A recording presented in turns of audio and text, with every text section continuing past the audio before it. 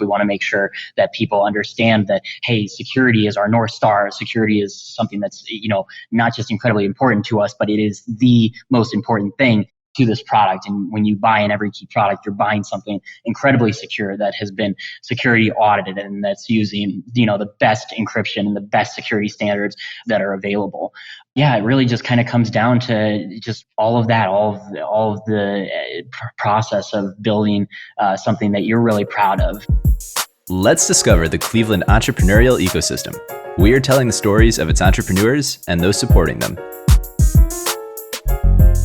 Welcome to the Lay of the Land podcast, where we are exploring what people are building in Cleveland.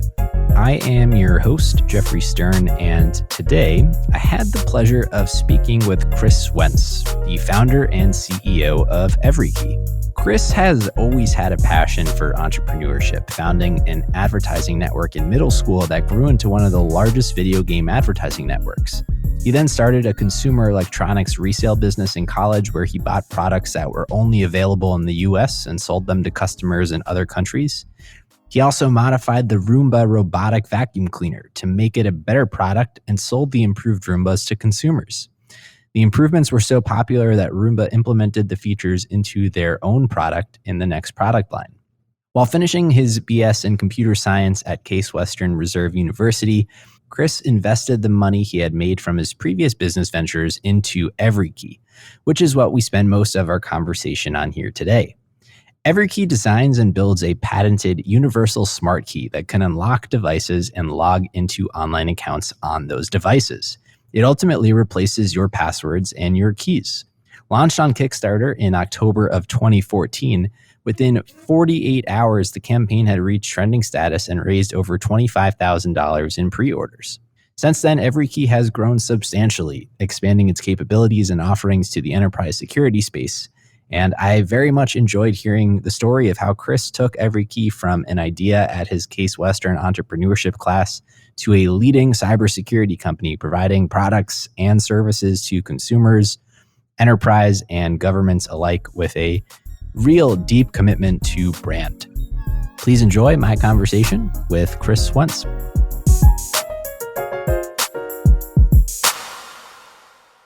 I've been looking forward to this conversation. I remember seeing your product actually for the first time at a conference a few years ago. And at the time, I was pretty deep in the election and voting infrastructure industry. And I specifically recall your product in this context because I had just come from a conference before this conference where all the state secretaries of state meet up. And those are the folks who are responsible for running our political elections. And there was this presentation that the Colorado Secretary of State gave to the rest of the secretaries of state on the importance of two-factor authentication, which I remember was quite alarming for me to see. For one, the degree to which those who are tasked with running our state and federal elections weren't fully tuned into the importance of multi-factor authentication. But I remember then immediately grasping the value of a product like Everykey. And so it clicked very quickly for me. I remember in that context. But in any case, very excited to dive into all of that with you and your journey to get there. Yeah, absolutely. Thank you for having me here, Jeff. I really appreciate this. And you're absolutely right. I mean, there's over $2 trillion lost every year due to password mismanagement. Two-factor authentication is becoming a requirement and really a standard out there. So glad that we're both on board with that. Yeah, and we'll get to Everykey, but I want to start actually with your path to entrepreneurship. I know Everykey wasn't necessarily your first rodeo, and you've had kind of a few goes at building a company, going through the startup motions, and I'm curious what drew you to entrepreneurship, and I'd love to kind of hear the stories of a few of the companies that came first. Yeah. So I was a big video gamer growing up back in like elementary, middle school or whatever. Played a lot of Halo and Call of Duty and got pretty competitive into it and started to create some businesses or like a kind of mini businesses around these video games. So we started an advertising network. Well, I guess before that, we started a tournament website where we would match gamers with each other to kind of play competitively against each other. Maybe there'd be a small prize pool for the winners and maybe some small entry fees to even enter to begin with. And I kind of took that idea, ended up creating an advertising network where people within the video game Halo could kind of promote their custom content, custom maps, custom game types, different things like that they wanted to promote and get more downloads on. They could promote that through our ad network, and those ads would then get displayed on Halo-related websites. So got really interested in kind of the business side of that. I started off sort of on the tech nerd side, just geeking out over programming these websites and making them look really cool and kind of following the branding that the video game publishers would have. So our ad Halo kind of looked similar to the Halo, branding and everything, and loved that aspect of it. But then really got into the business side as well, and loved kind of building my own brand and building my own business and creating something that really adds value to the world. I think that's kind of where it comes down to, is like solving a problem for people. Yeah, and I know there was a subsequent project you worked on related to Roombas, and I'd love to hear the story of that. Yeah. So while I was in college, I bought a Roomba Robotic Vacuum Cleaner to be able to, because I was a lazy college student, didn't want to vacuum my own dorm room, wanted to have a robot do it for me. And so I bought this Roomba. It immediately broke, like probably a month or two after I got the darn thing. It stopped working. And I found out the reason it stopped working was because there was like dust and debris getting inside this gearbox that kind of spins the brushes to clean your room. And I thought, hey, why can't we fix this? Why can't we like create a better Roomba that doesn't like break so easily? So I created this company called Roombafied, where we would modify Roombas and make them better and sell them back to Roomba's customers. And so I would kind of buy these like relatively inexpensive Roombas at Costco. I found that was kind of like the best place to source them from, where you get the kind of most bang for your buck, and then I'd make them better, resell them to the customers, and made a little bit of money doing that. It was a fun early forte into business. I think I did that like freshman or sophomore year of college, while I was still going to school. And we ended up getting a cease and desist letter from iRobot, the company that sells Roomba. So had to shut that one down. But it definitely, fortunately, soon after getting that cease and desist, iRobot made a lot of the same changes that we made to the product. They made those changes to the base Roomba product. So I'd like to think that I was maybe a little bit of a catalyst to getting iRobot to improve their product and make it a little bit more durable. Oh, that's awesome. Very cool. Well, I am curious, just with your broad interest in entrepreneurship, and as we kind of work our way towards Everykey, like how are you navigating the idea maze, right? There's millions of problems to solve, Roombas being one of them, right? But how is it that you come to the founding insight, I guess, for Everykey? Like what are the questions that you're asking at this point? What were you trying to, what was the problem, I guess, that you had identified, and how are you thinking about just these problems? Good question. I think there's a little bit of a pattern in the way that I think about business ideas. I think I'm often choosing business ideas that are in areas where other companies aren't already solving these problems. And in a lot of cases, it's because they don't have a financial incentive to solve those problems. So in the case of Roombas, I came up with this idea for making a Roomba more durable, because it wasn't necessarily something that iRobot wanted to do, because they make more money off of selling more Roombas. So it was a great opportunity for me.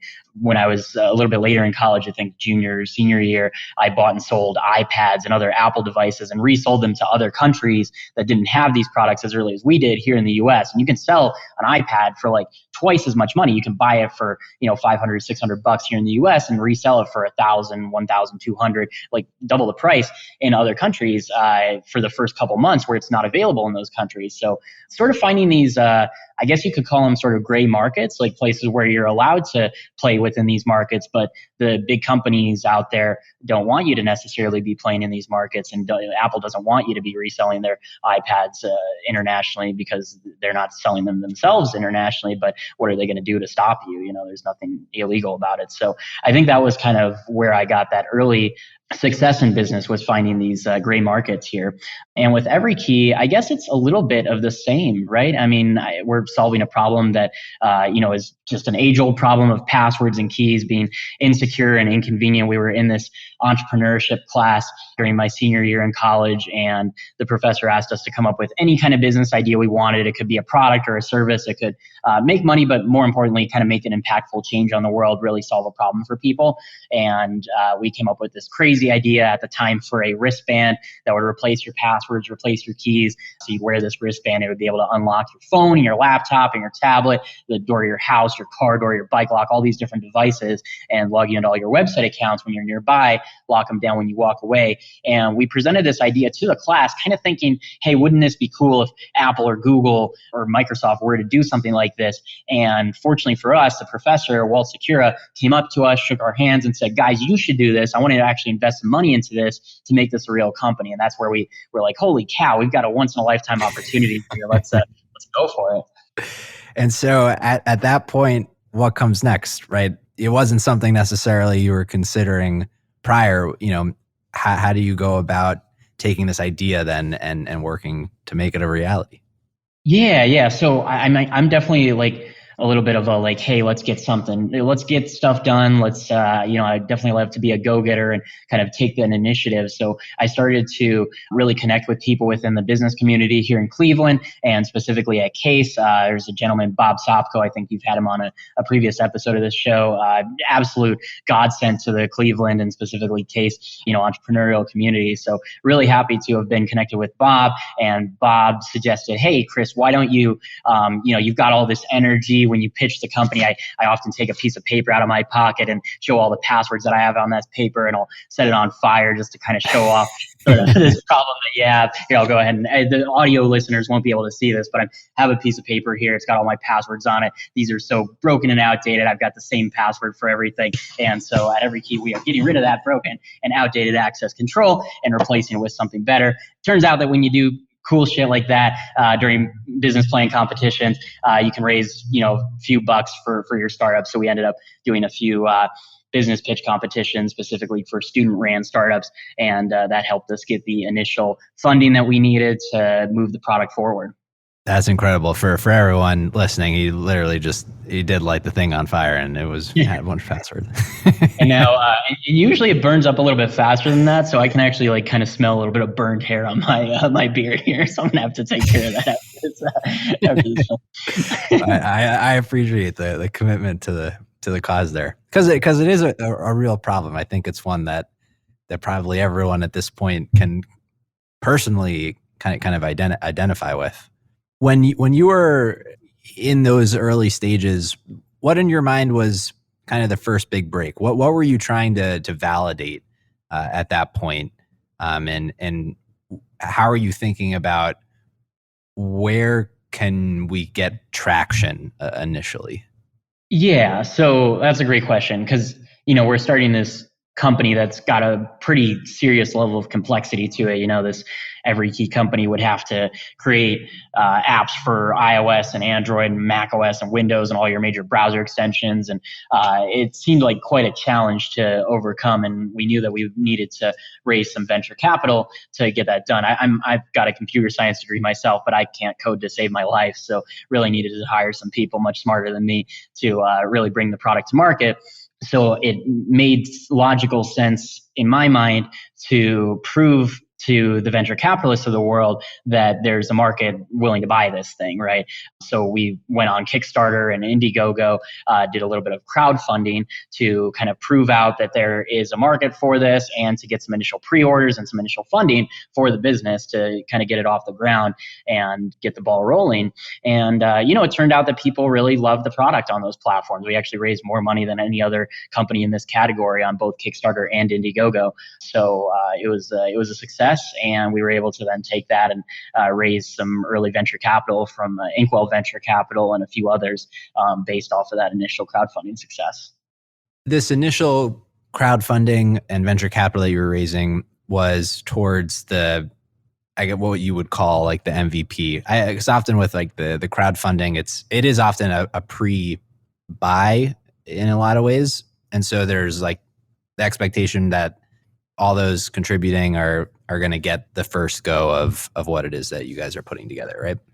Yeah, that's exactly right. On crowdfunding, you're basically pre-ordering a product. You're usually paying a lower price than what the retail customers buying in the future will be paying. So you're getting kind of an incentive to get on earlier. And obviously, a lot of people just love to be one of the first customers of a cool company. I mean, wouldn't you have loved to be one of the first people to buy an iPhone from Apple, for example?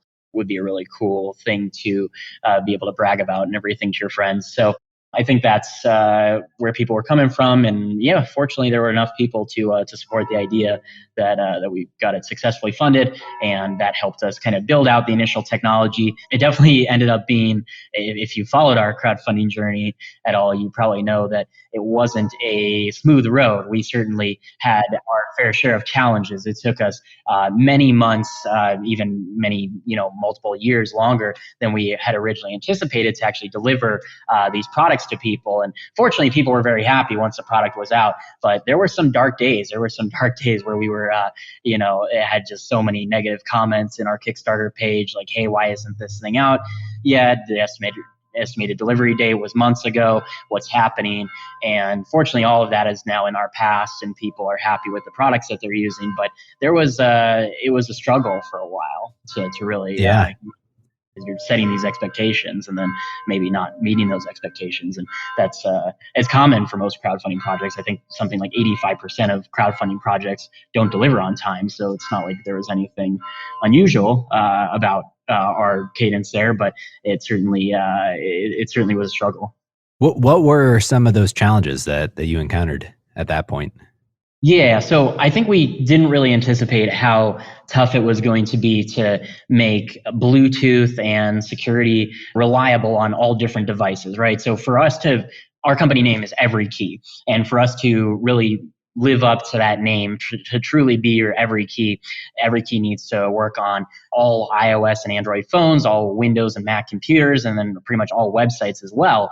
And that sounds simple on the surface, but it's incredibly challenging to actually make that happen. So, for example, on Android, you've got different phone manufacturers, Samsung and Google themselves, and all these different Android phone manufacturers creating their Bluetooth stacks a little bit differently. So you find out that your code that worked really great on Samsung maybe doesn't work so great on Google Pixel devices, and you have to kind of rewrite a lot of stuff. And there was a whole lot of that. There was a whole lot of we made the product perfect for some devices, and then we find out all these differences between different devices, and we had to kind of go back to the drawing board and rewrite things. There was a lot of that in those early days, and there still is a lot of that. I mean, unfortunately, that's still a challenge that we and any other company that's working with some of these APIs has to deal with. Things like security protocols, unlocking a device is not something I could probably count the number of companies that do that on my hand, right? So these aren't very well documented APIs, are really hard to work with. They're not super well supported by the operating systems. So there was a lot of trial and error in those early days to really make things reliable and secure. Obviously, security is our number one priority. So we wanted to make sure that every decision we were making was going to have a positive impact on the security of our product as well. And there's a whole, building any company is difficult software, but there's a whole hardware component to what you were doing as well, right? Yep. How did you figure that part of the equation out as you were, building the software to integrate with all these systems? How did you kind of navigate the physical nature of the other side of it? Yeah. So fortunately, one of these business pitch competitions that we happened to pitch at, it was called the Magnet Prototech Challenge. And this was many years ago. This was actually even before the Kickstarter campaign launched. We pitched in this pitch competition. There were some fantastic companies in that pitch competition. We were very lucky to actually come home with first place in that competition. And that matched us with, or that included, that first place win at Prototech included $10,000 of free design services with a company here in town called SmartShape. It's ran by this guy, Mike, who's just a brilliant entrepreneur himself. He's actually, I'm sure you probably had him on your program. If you haven't, you definitely should. Mike's incredible. He's actually walked all the way across America, all the way from New York City to San Francisco. Really, really great guy. We started working with SmartShape shape. They kind of coached us through how to manage the industrial design, and not just coached us through, but they completely managed the process themselves, the industrial design and manufacturing of the product. So they introduced us to a lot of different manufacturers here in the Cleveland area, and we kind of chose the ones that we liked the best and made the most sense pricing and business wise. And we were kind of off to the races. So fortunately, that was not really much of a challenge for us. Manufacturing always has its challenges here and there. And obviously, we're having a lot of challenges now with supply chain issues, as every company is. So manufacturing is never a non-issue, but it's certainly a less of an issue compared to the software challenges that we've had to overcome. Got it. So you're able to navigate the challenges and ultimately deliver for those early folks.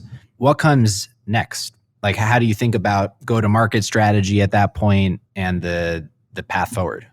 Yeah. So obviously we started this company to build a huge brand around security, right? I want people to see the name Everykey and our logo, the EK logo, and to really know that that's synonymous with great security, similar to where you see the Apple logo and you know that that's synonymous with great user experience and great design. I want the same thing for our company. So obviously we wanted to really get the name out there in a big way. We've ran a lot of advertising through Facebook and Instagram and Google and different things like that. We've gotten into some retail. We're in everything from Best Buy to Office Max, Office Depot, Newegg, a bunch of different Micro Center, a bunch of different retail chains out there as well. So that's been really helpful in kind of spreading the brand name to consumers. And that was the original vision of the company, was to really like target consumers, your everyday consumer. This is something that I wanted. I built this for myself and for everybody else, every Joe, Dick, and Harry out there that has passwords and wants to have some help managing them.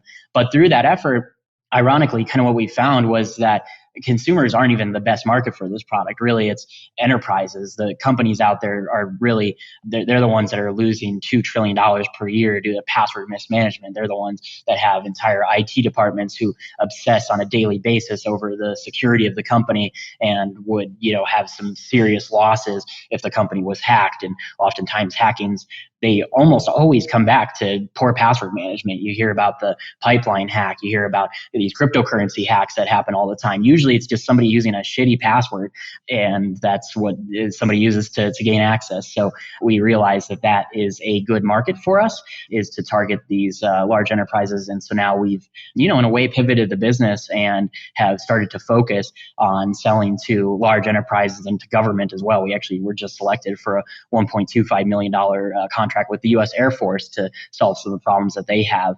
And LG, we have a big deal with them. We're under NDA, so we can't talk too much about it, but there's a pretty awesome thing going on with LG and us right now. And a bunch of other companies are starting to work with us to solve the password problems that they have. It makes a lot of sense to me, just circling back to what I mentioned at the beginning of our conversation, my exposure to just government, and most of the challenges come from kind of the basic security fundamentals, password management, and things on top of that, like 2FA. So it's not surprising to me ultimately that there was a shift perhaps in the direction of the company. From a positioning standpoint, it's a very different process to sell to enterprise. Was from a security standpoint, was the product ready for that? Or did you have to make different kind of investments into product offering and marketing and strategy? So definitely the sales process changed completely. I mean, shifting from with consumers, you're advertising on Facebook and Instagram and Google and such. And obviously with enterprises, there's an almost totally different approach. I mean, some of those tactics can still work and can still drive some inbound sales leads. But in general, you're kind of also managing relationships with IT departments and with CISOs, chief information security officers, and reaching out to some of these people to try to get them interested. So it is a very different sales process, and government is a totally different sales process from that. But fortunately, from a product standpoint, we really did build this product to be incredibly secure from day one. The way that Everykey works is that the encryption key that encrypts all of your passwords is stored only on your devices. So there's no way for somebody to hack our central database and have all of your passwords in plain text. It just simply doesn't work like that.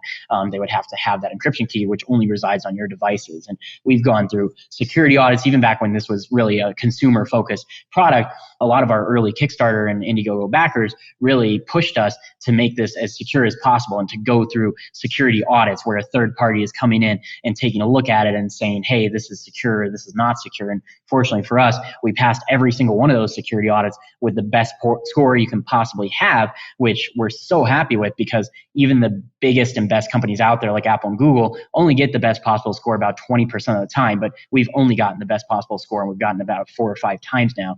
So security is our number one. It's our North Star. It's something that we've always really taken very seriously. And fortunately, there hasn't been a huge amount of changes needed to be made to the security. There's certifications. There's some companies look for you to, have certain certifications in order to go into their enterprise, in order for them to use this in an enterprise or government setting. So those are changes that we've needed to make, and we are applying for a lot of those certifications and have started to get some of those now. But the security itself, the general platform, really has been remarkably unchanged since day one. And how, I guess, have you thought about competition? Because from the perspective of the consumer market, I never had come across too many, but I feel like the companies that I am aware of on that side of it, the LastPasses, the YubiKeys, there's a bunch of them. But my and this is just anecdotally, but my understanding is maybe a lot of those companies started with enterprise and expanded more into the consumer realm. And so how have you gone about, thinking about competition and your own kind of competitive differentiation?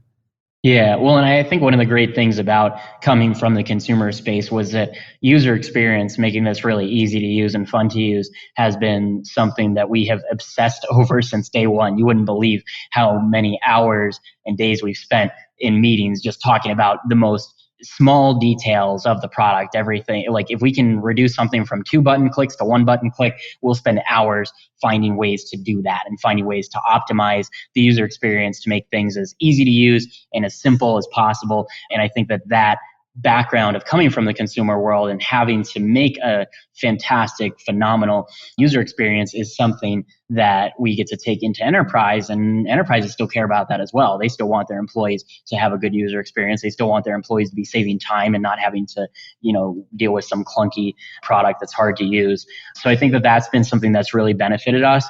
And I think just being a little bit more ambitious in the competition has really benefited us as well. I mean, a lot of those products that you've talked about, YubiKey, 1Password, LastPass, they're great products, but they're very limited. They're the latter, they're just password managers. The former, it's really just a kind of, hardware security key that really has to be like plugged in and everything.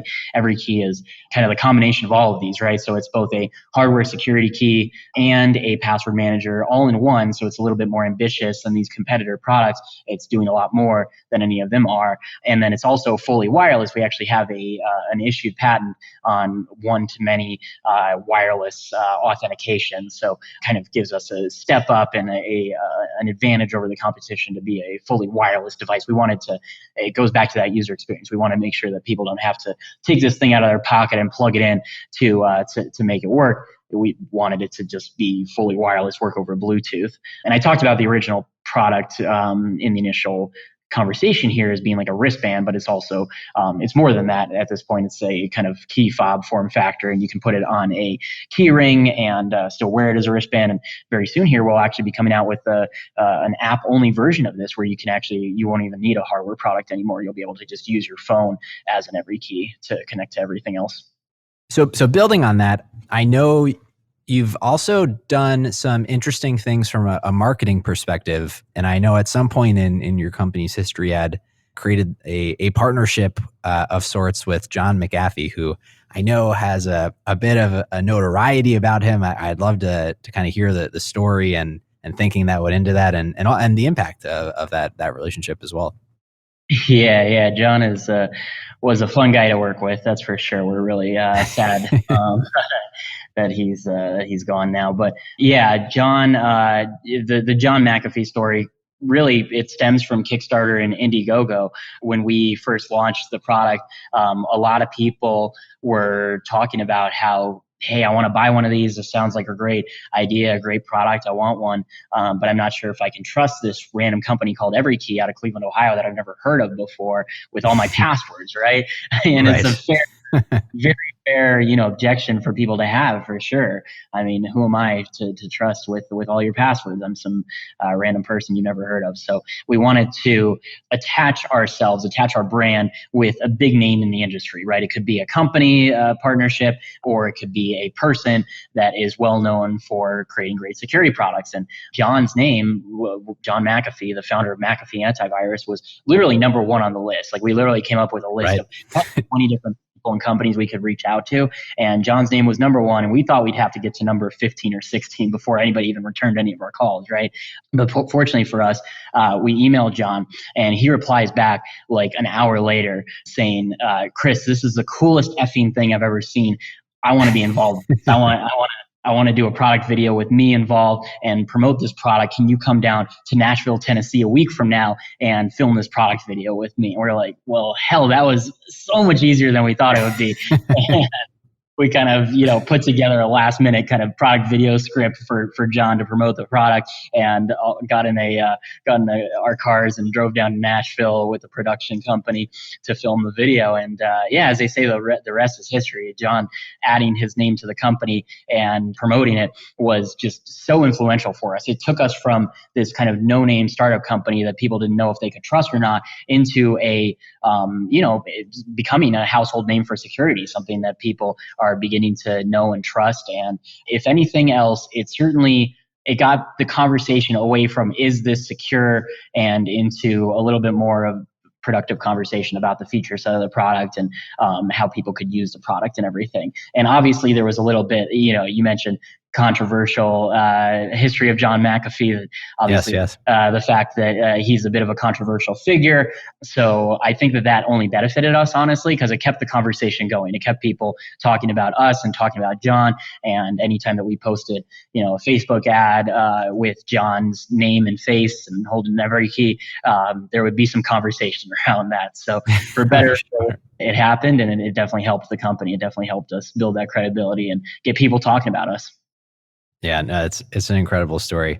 And I think just it also speaks to the value of a well-intentioned and thought out cold outreach. I just feel like I'm always surprised the degree to which those people are receptive and respond to things that you think they may not. It just takes reaching out. Yeah. Sometimes it just takes that simple reach out. We do a lot of cold outreach at Everykey, and sometimes I'm surprised at how many people reply to those kind of emails. If they're really tailored, if they're very targeted, you'll get a response more often than not if you're really good about it. So as you're building this business and transitioning from the consumer side to the enterprise side, thinking about, perhaps not a transition away from hardware, but more the incorporation of the software side of things. At what point do you have to go back to the markets to raise additional capital to kind of scale the business? Yeah. We've continued to raise money since the crowdfunding campaigns. Well, yeah, so we kind of we went through this accelerator program called the Alchemist Accelerator, which is supposedly one of the best B2B or enterprise accelerators. This was right around the time where we were starting to make that shift from consumer over to enterprise focus. And through the Alchemist Accelerator, we went through the demo day process where we got up on stage. This was pre-COVID, and got to pitch to hundreds of maybe even thousands of investors all at a single point in time, and they showed interest in us, and we were the cool kids on the block for like a hot minute, and that was a lot of fun. And that helped us raise a decent amount of money. We raised a few million through that process, and have continued to use the Alchemist connection to our advantage to raise more money for the company through that venture.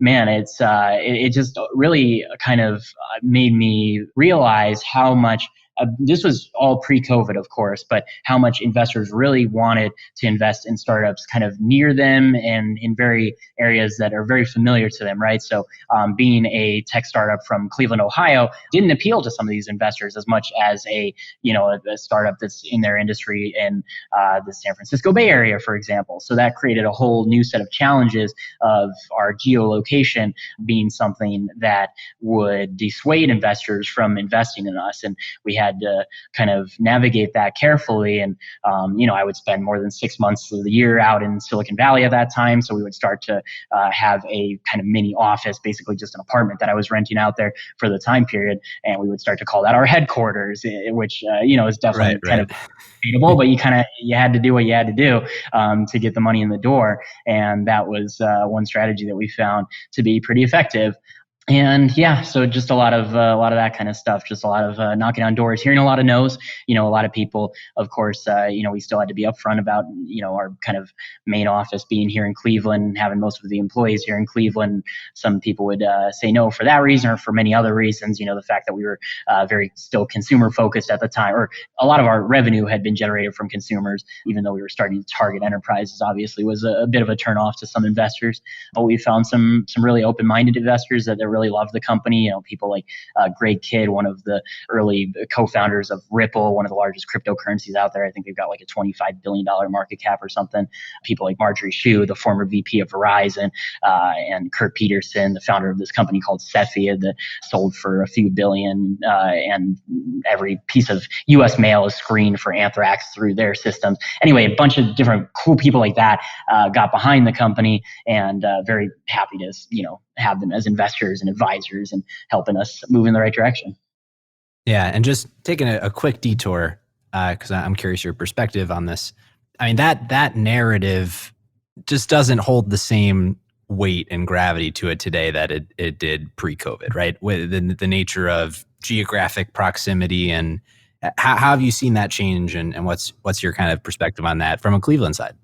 Yeah. It's really hard to change these investors' minds sometimes. But at the start, when I first started raising money, I was very upfront with people about, hey, we're a Cleveland company, and that's a good thing. It means that our cost of having an office is significantly lower than if we were in the Bay Area. And it means that, we can pay employees less than we pay in the Bay Area. And that doesn't necessarily mean that we're taking advantage of them. They live better lives here in Cleveland because the cost of living is so much lower. And there was all these benefits to being a Cleveland company. And I was like, wake up, investors, come on, see these benefits and, invest in companies like ours.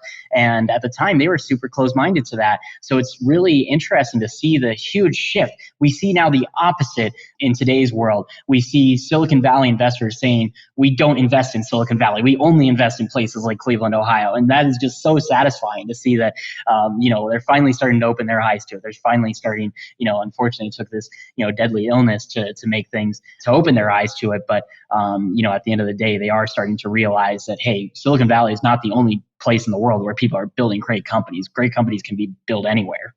Yeah, no, I think it's an exciting development for sure. What does Everykey look like today? What's kind of an overview of the company and also the organization itself? Yeah. So things are going really well for us. I mean, we've started to land a lot of big government contracts, a lot of big enterprise deals. It's definitely not the initial vision of the company, right? It definitely wasn't. We're not selling to consumers quite as much as we once were. We're still running some ads and still getting some consumers on board. And oftentimes that does lead to enterprise sales. But we are super focused on selling to businesses at this point. We're doing a lot more remote work recently. We only work in the office 1 day per week at this point. Who knows if we'll even have an office, a year from now. That's definitely up for debate. Pretty similar to a lot of other tech companies. When COVID started, we had made a lot of the same changes that other companies made, and just being a lot more open to hiring kind of everywhere in the world and trying to get a more diverse, set of people working on the product and selling and everything. So you mentioned the present state perhaps has deviated a little bit from the original vision, but what does success look like for you when you kind of project out going forward? What is the impact that you hope to have as an organization? Yeah, I mean, success to me would really be I built this company because I'm obsessed with building an awesome brand. I really want people to see our name, the name Everykey, and the EK logo, our flagship logo, and I want them to see that brand and know that that is just synonymous with great security. I want people to see that and know that that's the Apple of the security world. If you're asking what's the end game here, I mean, I guess that would really lead itself to an IPO, an initial public offering. I would love to take this company public on the stock market. I realize how low the chances are of that happening, and I realize how, absurdly difficult that is, but I don't care. I'm still going to go for that. That's still going to be my goal at all times. And, if we got a really awesome acquisition offer someday that is hard to say no to, maybe I'll be eating these words and people will be sending me this podcast and being like, oh, I told you so. But at the end of the day, I think if we're solving problems for people, making people's lives easier, making people's lives more secure, and building a great brand while doing it, then that's success in my eyes. I want to go a little deeper on the brand side specifically. Like, how is it that you build a good brand, and what does that actually mean? I think it all goes down to, well, there's the graphic design aspect of it, of obsessing over every little detail. And then it's also about what your company stands for, right? So in our case, I guess when it comes to what we stand for, certainly we stand for great user experience, phenomenal user experience, and really great security, right? We're kind of the intersection of convenience and security. So we want to make sure that everything within our ecosystem, everything from our website that you land on when you click on one of our ads, or when you first hear about our company or find it on Google, that website needs to be super easy to use. It's got to be very sleek. It's got to be intentional with everything from the colors to the fonts to the spacing of objects to the animations that we're using on the page. Everything's got to be incredibly intentional, very well thought out, very slick, very modern, very new age, and very clean. And then we want to make sure that we're really getting across the messaging that we want to get across. We want to make sure that people understand that, hey, security is our North Star. Security is something that's, not just incredibly important to us, but it is the most important thing to this product. And when you buy an Everykey product, you're buying something incredibly secure that has been security audited and that's using, the best encryption and the best security standards that are available. Yeah, it really just kind of comes down to just all of that, all of the process of building something that you're really proud of. I think a lot of people, we work with a lot of different ad agencies that will put together these ads, and some of them, not the one that we're working with currently. I'm super happy with our current ad agency, but some of the ones in the past, they'll put out some questionable material that you're just like, man, it looks like that was just thrown together in 5 minutes by a seventh grader.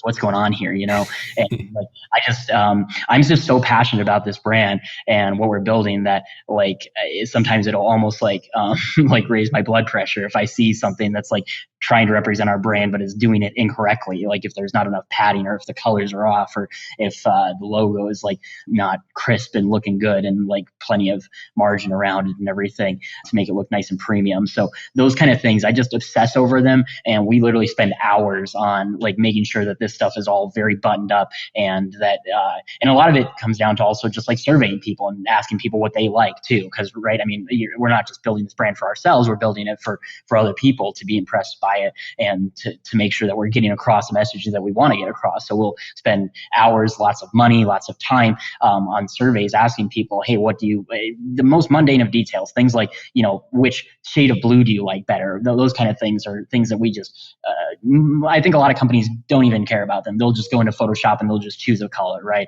For us, we spend hours on this kind of stuff. Yeah. As you reflect on the journey here so far, what are some of the things that surprised you most as you went about building and scaling Everykey? And flip side of that question, thinking towards the future, what has you most excited over the next year and change? Yeah. I think the The main thing that kind of surprised me is how freaking long it will take. Everything takes longer than you expect it to. And I know everybody says that, but you don't realize it until you're really in the thick of it. Oh yeah. It's true what they say. It takes 10 years to build an overnight success. And man, is that true? It's, you watch these movies about like Facebook and Apple and how quickly they rose to power and everything. But what you don't see is the years and years of hard work and blood, sweat, and tears put into building those companies, and a lot of the failure that happens along the way. Our path to success has not been, it's been a bumpy road. It has not been all sunshine and rainbows. We've had a lot of roadblocks that have gotten in our way. There's been a lot of times, I can probably count, 5 to 10 times where I felt like, hey, we might not be in business a month from now. This might not be a viable business anymore. And I'm not sure if we're going to even still be around. So those kind of challenges take a big mental toll on you. And I think as long as you just keep going, then you're going to be successful. And a lot of the times, I think the successful companies are really just they're the last men standing, last men and women standing, and just the people that continue to put in the hard work, even when it felt like the chips are down. A lot of people give up. A lot of people give up way too easily.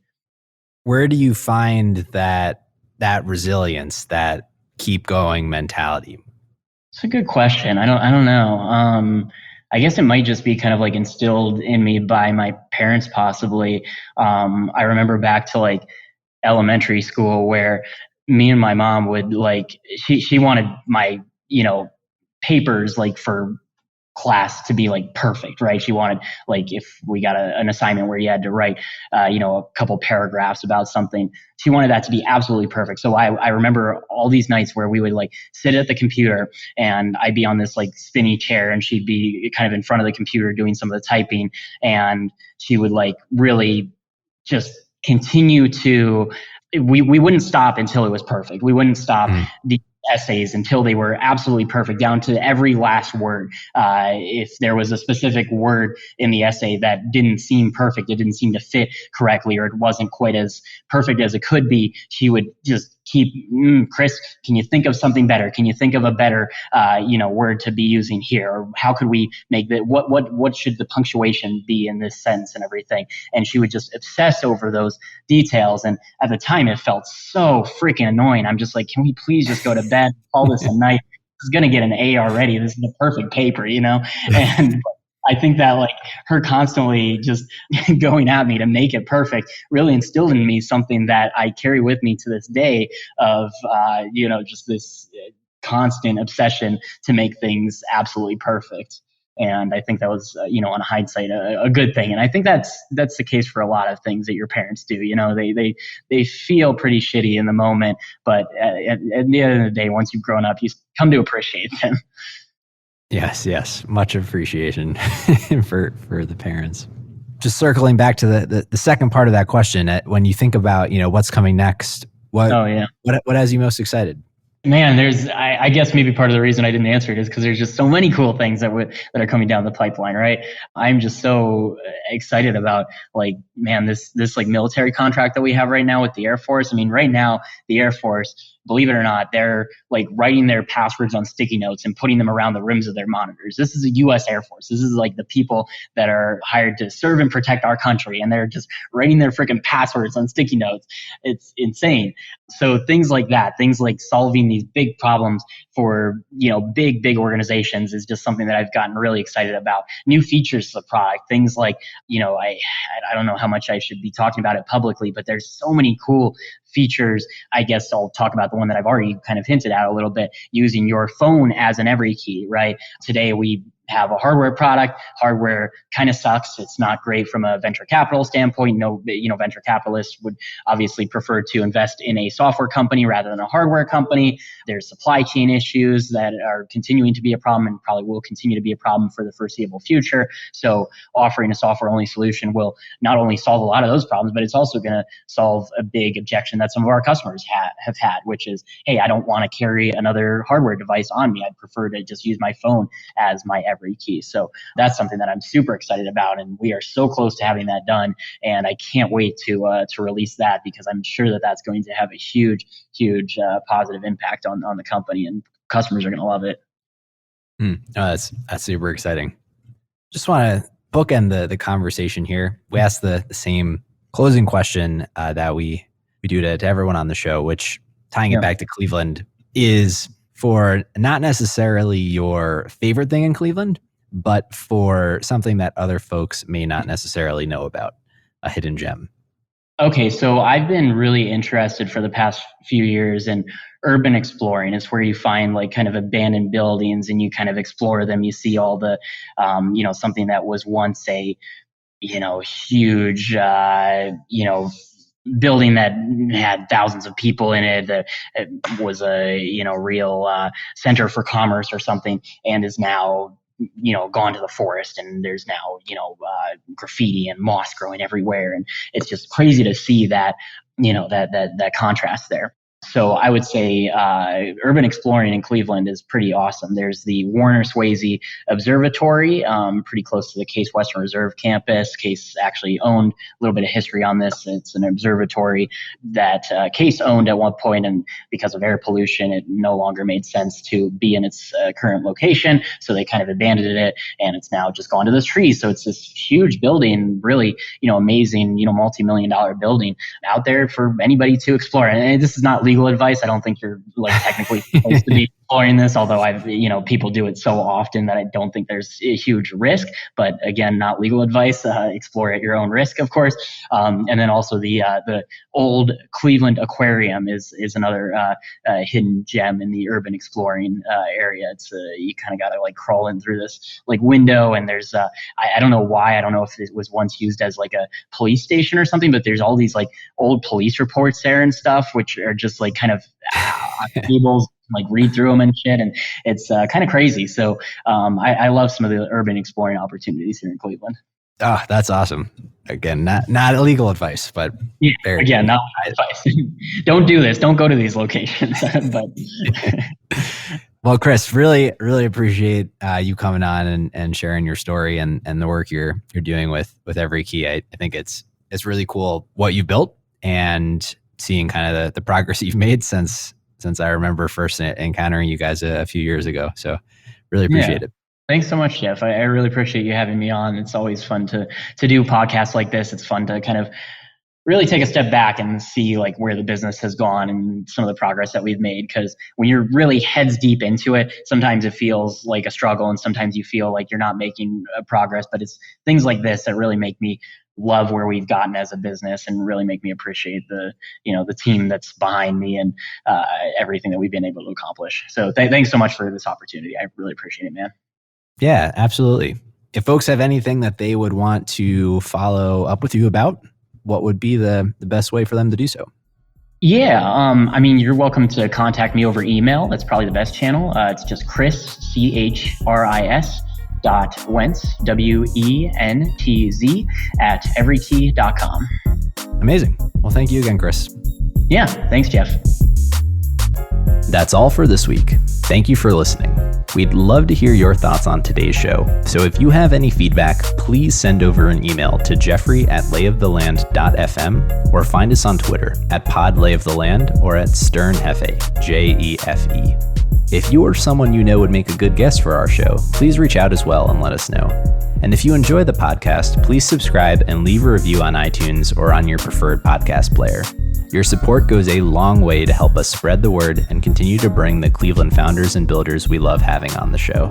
We'll be back here next week at the same time to map more of the land. The Lay of the Land podcast was developed in collaboration with the Up Company LLC.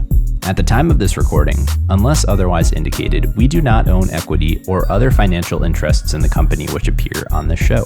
All opinions expressed by podcast participants are solely their own and do not reflect the opinions of any entity which employs us. This podcast is for informational purposes only and should not be relied upon as a basis for investment decisions. Thank you for listening, and we'll talk to you next week.